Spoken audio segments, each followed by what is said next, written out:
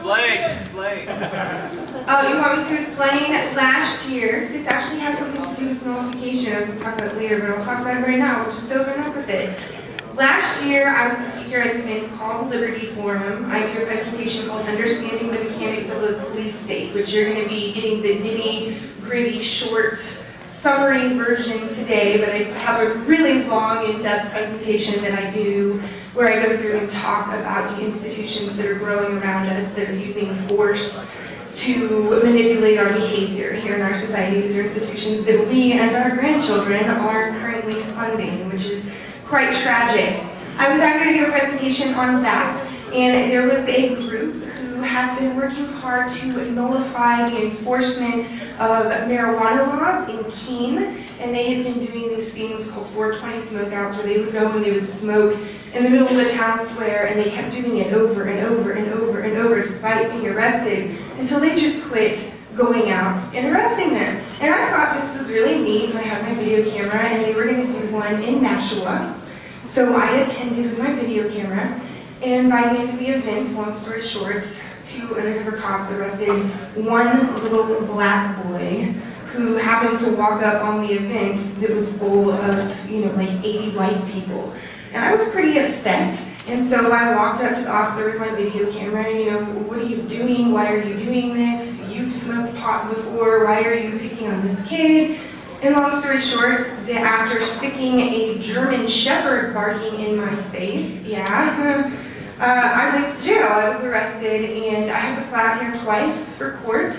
And thankfully, other activists funded that because I was literally living on the road giving speeches out of my car about the police state, the irony. And I was found not guilty for, disorderly conduct and resisting arrest. The arrest that took all of 6 seconds to happen. So tomorrow's my 1-year anniversary, so welcome back.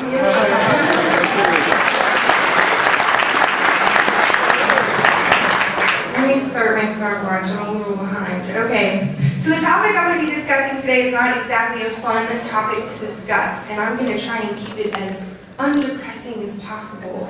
But it is a topic that affects every single person here in this room, every single person in our society, and across the globe. And I am going to make the argument today that we are in fact living in the beginning stages of a very real, very intrusive police state.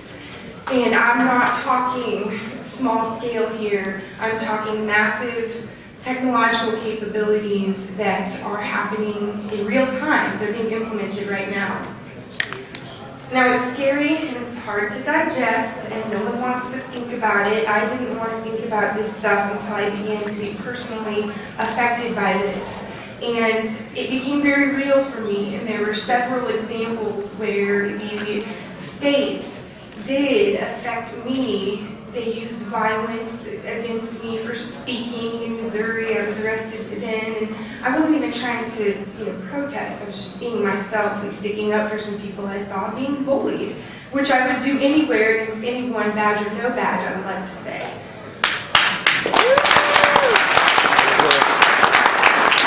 But there is a solution. That's the beautiful part, and you guys right here are the solution. We are the solution. And if not through our city and state representative government, because the federal government has already proven that they are no part of the solution, they are indeed the main root cause of the problem.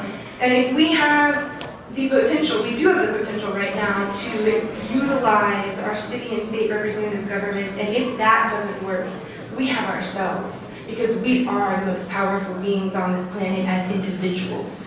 And so it is up to us as individuals.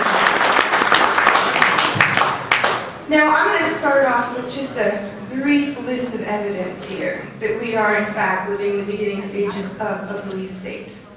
Body scanners, TSA, fusion centers, the drug war, Iraq and Afghanistan, forced blood withdrawals, checkpoints, license plates, RFID tracking technology, DNA storage of newborn babies' blood by the state, sometimes without not only parental consent, but without parental knowledge.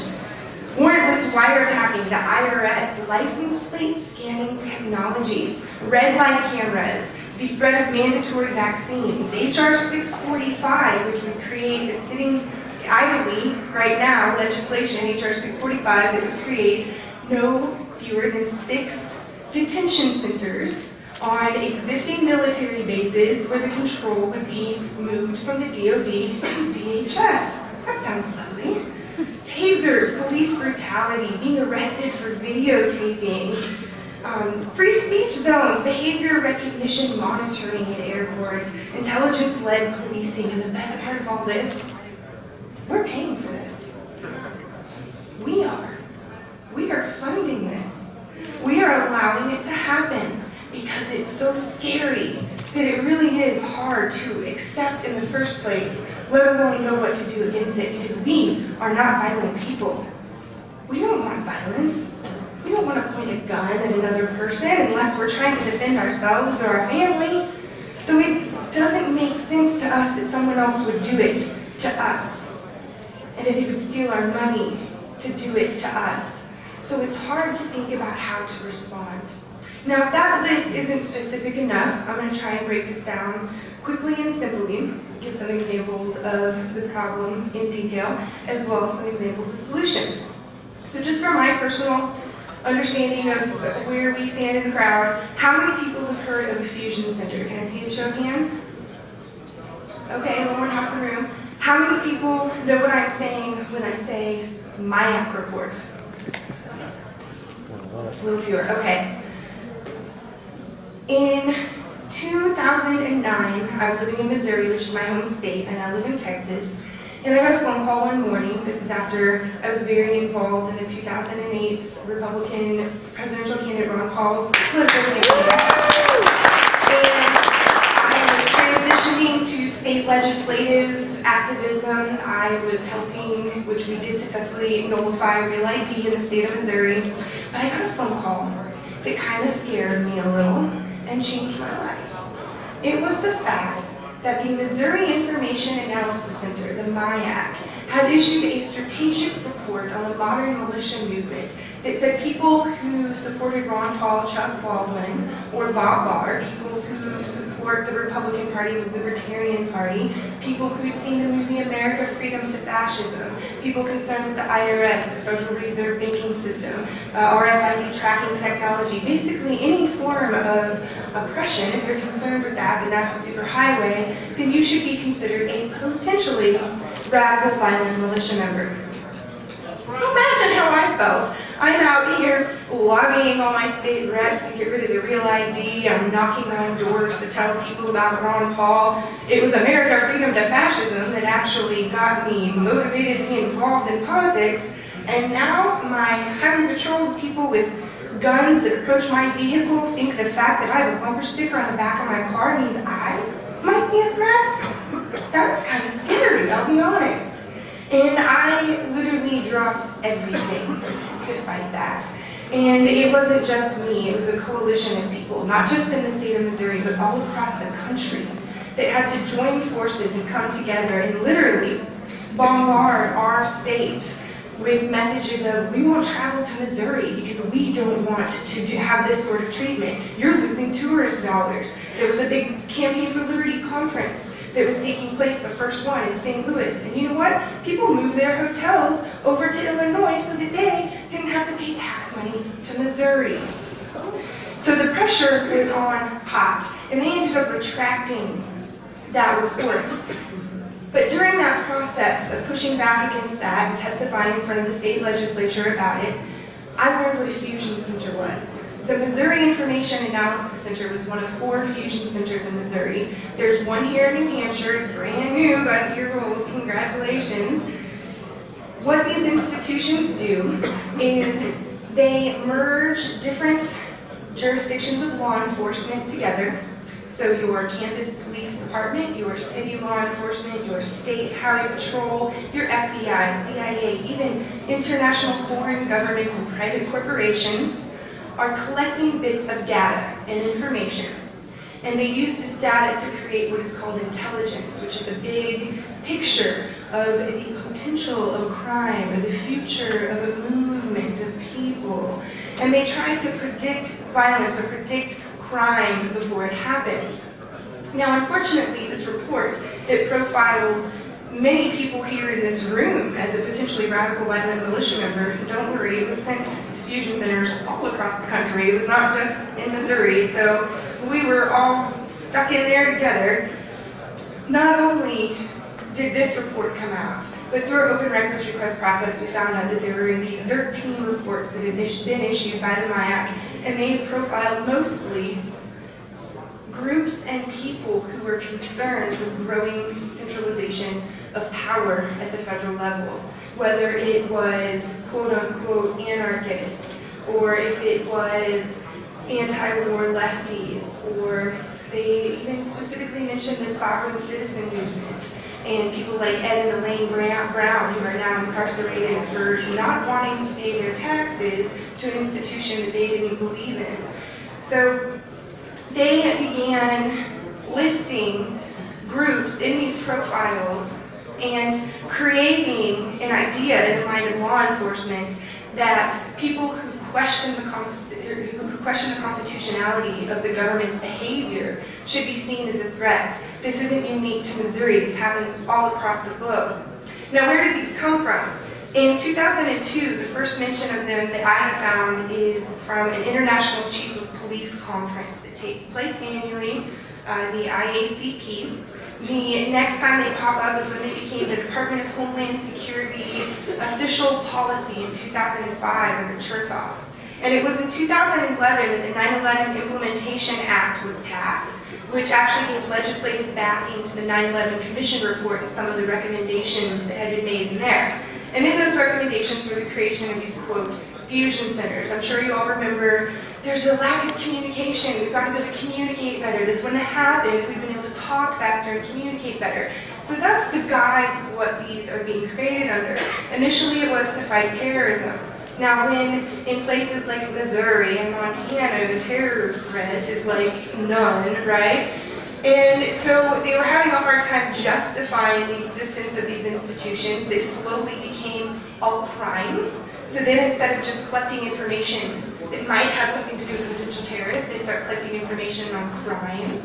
And now some of them, not all of them, focus on all hazards. So meaning anything that could be a hazard to anybody, whether it's nature or a terrorist or a criminal or whatever, falls under this umbrella to be, researched under the Fusion Center.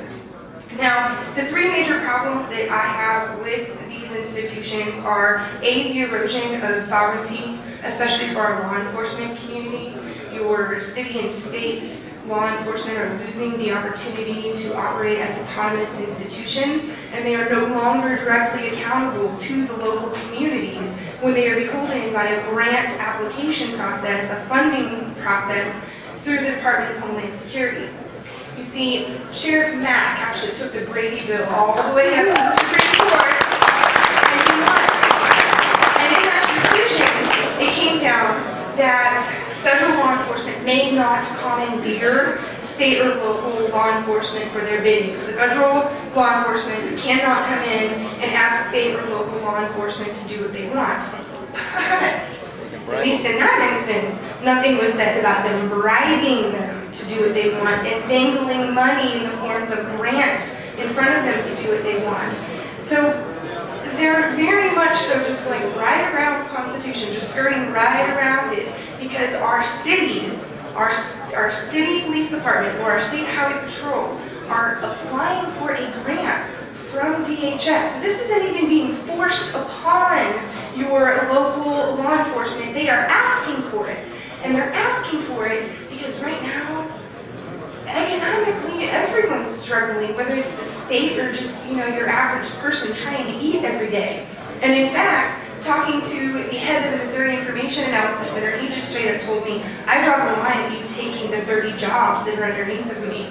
So if you can find another way to fund these jobs, I will consider it if it's not DHS money. But until you find that other means, I'm going to put my foot down and fight against you, because he couldn't look his 30 fusion center staff in the eye and say, I'm sorry, you're going to have to go find another job. So the erosion of sovereignty, and that's through the bribery process, the grant funding process, and they're literally I mean, you are seeing the autonomy just completely disappear. The universal profiling and training. So, has everybody here heard of the Southern Poverty Law Center? Yeah. Is there anybody that hasn't? Anybody? Okay, a couple hands. The Southern Poverty Law Center was formed in the 1970s to basically defend civil liberties. It has evolved into, well, some would argue, some would argue that there's actually more nefarious intentions in the beginning, but at least right now, in action, what they serve to do is to identify white supremacists and violent militia types and hate groups and things like that. Now, they send out every quarter to law enforcement and fusion centers all across the country this lovely document right here called the Intelligence Report. Now, if you can see this up close, Page 10. This is their, let's see, summer 2010 issue number 138, called Meet the Patriots. A new generation leads the reborn anti-government movement. My picture in there? Next year, we're in My the picture's right smack dab in the That is it. Yeah! I'll be right next to you next year.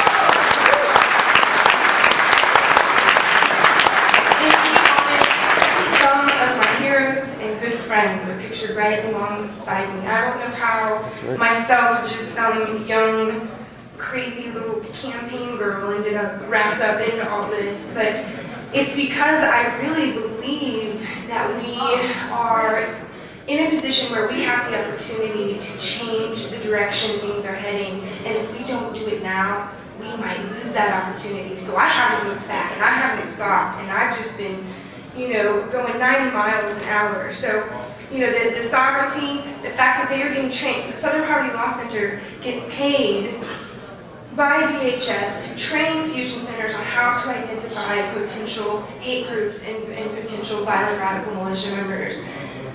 This is dangerous. This is very dangerous. When they are profiling the people that you and I respect as lovers of freedom and peace and the Constitution and mutual respect toward fellow human beings that doesn't involve pointing guns at each other, and they're demonizing us as the threat to our law enforcement, that puts us in a dangerous situation that I think we do, through groups like Oath Keepers, have the opportunity to push back. And my third major problem is how invasive the technology is quickly becoming. Not many people know this, but the FBI has a fingerprint database called the NCIC database. There's all these different tracks. It's got the no-fly list, the terror watch list, blah, blah, blah, blah. That converted last year to what is called the NGI database, the Next Generation Identification Database. So the fingerprint portion I'm discussing here. And so instead of just tracking fingerprints, starting last year, so when I got arrested here in New Hampshire, the FBI started tracking palm prints. So even though I was found not guilty, my entire palms, every marking on my hands are now in an FBI database. And so are most of the people who were processed last year, guilty or not, through the jail processing system. Now, this year, 2011, they start tracking facial recognition. Yeah, the year after that is eyeball scanners, and the year after that is the scar and tattoo database. This is the Next Generation Identification Database by the FBI. This is your taxpayer dollars. It is debt on the backs of your unborn great-grandchildren that are funding this right here, right now. So you already see the retinal scanners at customs checkpoints, people coming into the United States, they're having their eyes scanned. We're using this technology in Iraq and Afghanistan on brown people who are not protected by the Constitution, and they are bringing it back here. They do scan everybody that goes to Disney World? Lovely. So that's what's happening right now, and so we need to be prepared for the fact that there are soon going to be facial recognition scanners in jails, in wherever. Now, last year we went to the National Fusion Center Conference, which they have every year. One just happened this week in Colorado, and I chose to come up here instead of going there.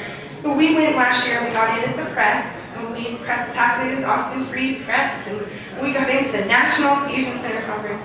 And they did call hotel security on us at first because they didn't know what to do, which I thought was so ironic, right? People who are charged with protecting the homeland or calling hotel security on some independent journalists.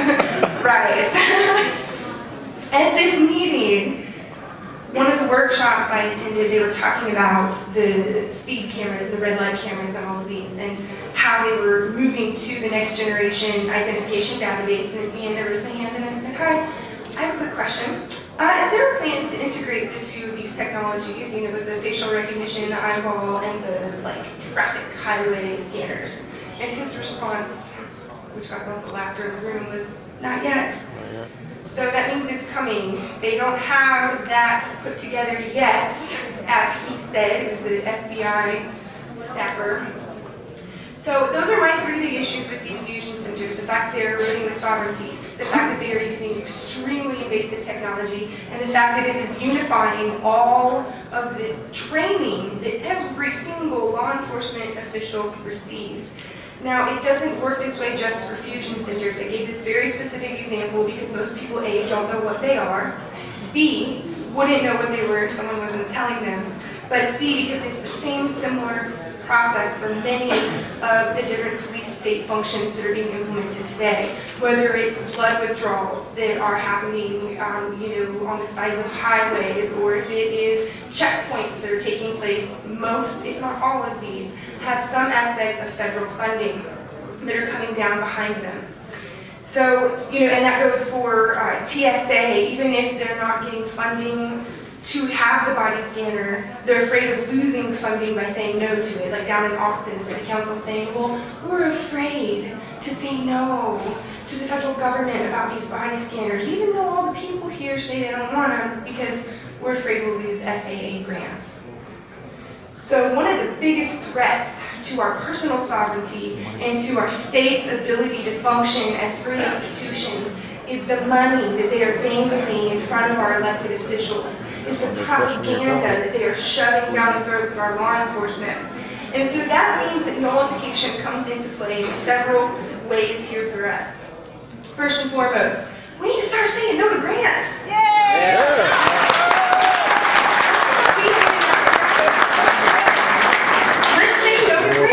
Let's go to our city council meetings and go to our state legislative hearings and let's talk to our representatives about alternative solutions.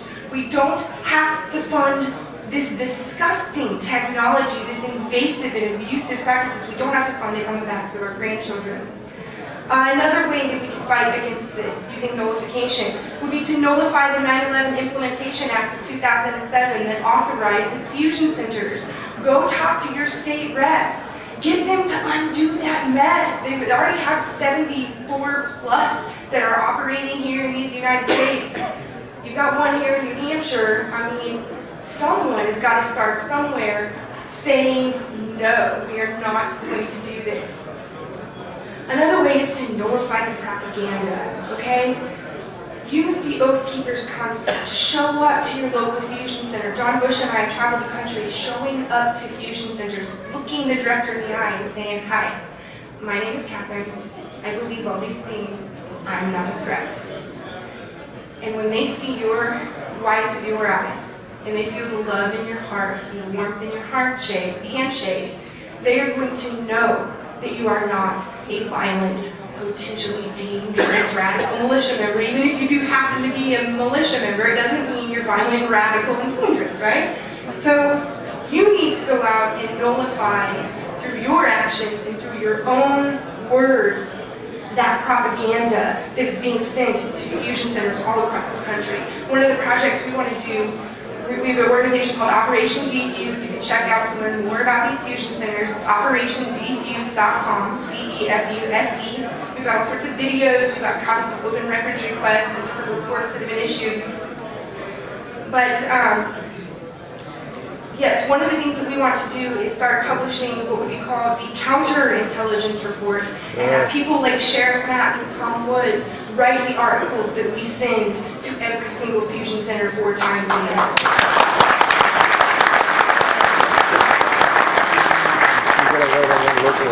And the last thing I want to touch on briefly is personal nullification. If you go to your states and you make your case, and you go to your city and you make your case, and they do not listen to you, and they continue to do things that you find oppressive and wrong, then you need to nullify them through your actions. Refuse to comply and live free.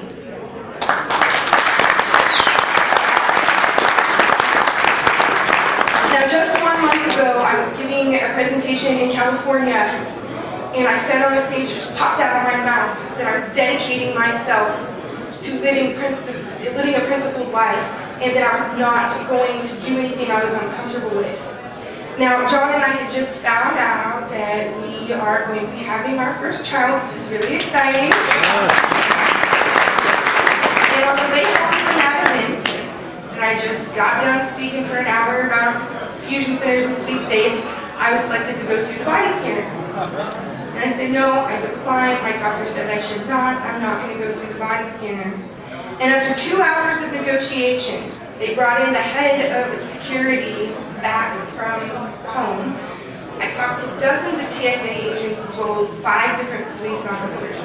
Every single person I talked to agreed that it was wrong, that it was their job, and they would not let me on the plane without having hands in my pants and a hand go all the way up my leg to my torso. Okay, so my choices were be radiated or violated, right? And you know what? John and I took the train home. Amen.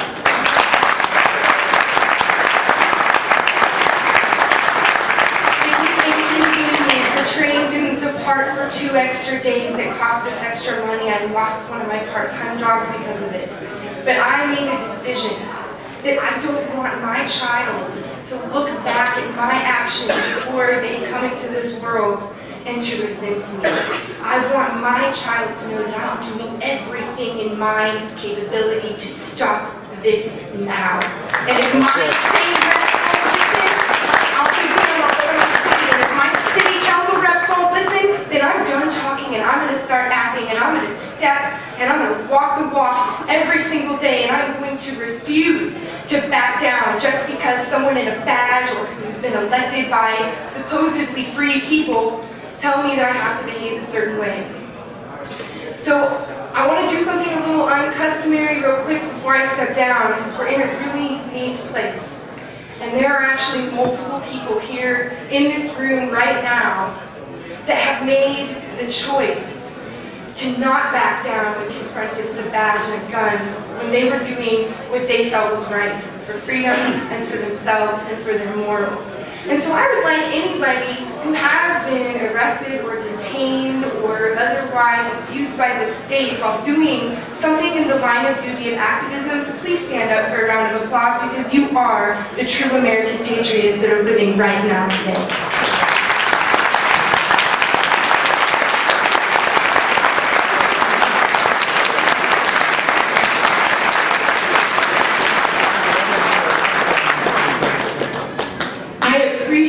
All of you. I appreciate everybody who goes to their state legislature, everybody who goes to their city hall, and everybody who refuses to obey unjust laws.